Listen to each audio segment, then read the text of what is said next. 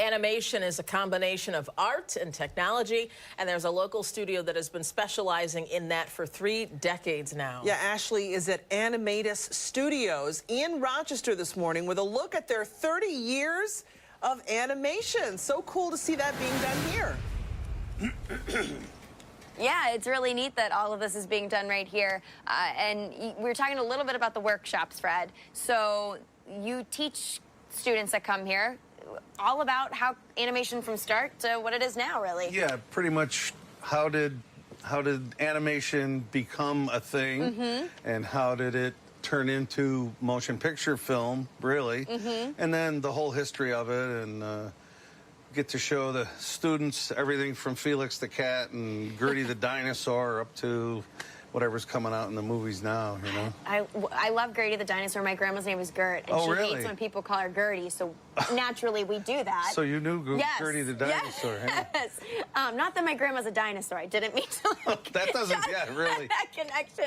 But you get to show them some fun toys, if you will. Yeah, well, when we start out, we talk about, well, how does animation work? So, you know, we do things like little thaumatropes where you take this little two-sided image, and if you spin it fast enough, you should be able to see like the bird in the image. cage, people think, right? Yeah, and then, yeah, if you spin it fast enough, those two images become one through persistence of vision. And then we talk about flip books.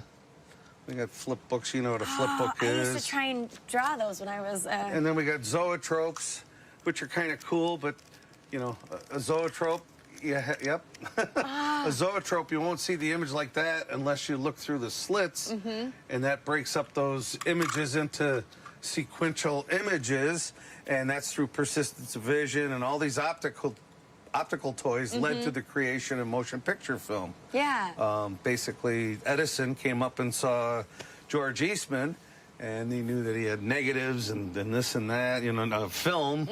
And, well, what if we took a continuous strip of film and put perforations in it? Of course, it was 35 millimeter, and used his idea of a magic lantern, which was a slide projector, and helped create motion picture film. So all these optical toys led to the creation of motion pictures. Wow. Yeah. And Rochester had a big part in that all. Huge part. Yeah. Huge part. That and the Lumiere brothers in France. Yeah. But, yeah, this was a huge, you know, Eastman Kodak for 125 years was...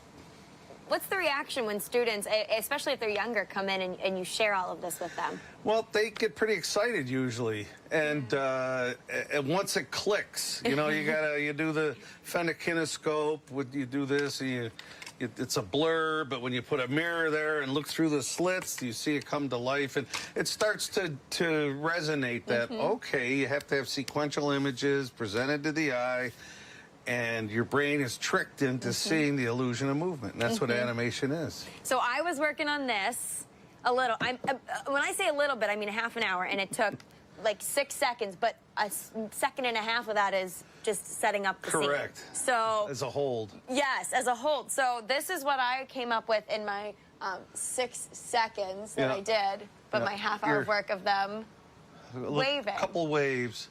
But that takes a long time. It does, because you're only moving something like a quarter of an inch, third of an inch. Yeah, but I was so proud. I was so proud of it. You know, we only had to cut your hand out a couple times that you... Twice.